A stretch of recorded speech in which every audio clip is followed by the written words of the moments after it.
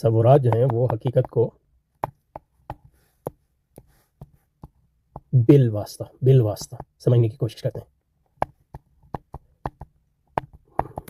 उसमें तरीका ये है कि मतलब ये है कि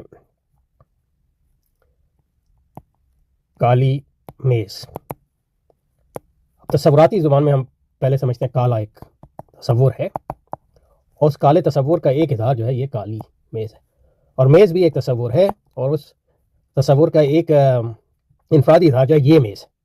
तो ये उमूमी तसव्वुरात जो हैं इन इनफरादी चीज़ों को समझने का ज़रिया बनते हैं, तो इस लिहाज से बिलवास। लेकिन विजदान में जो है या इंट्यूशन जिसको कहते हैं, उसमें हम तसव्वुरात को इस्तेमाल नहीं करते, वहाँ चीज़ को जो है बिला वास्ता समझते हैं बगैर तसव्वुरात के। जैसे कि मैं किसी चीज़ को पहली बार देखा, उसका कोई तसव्वुर ही मुझ में ना हो, तो उसको सिर्फ देखता हूँ, उसको मतलब ये है।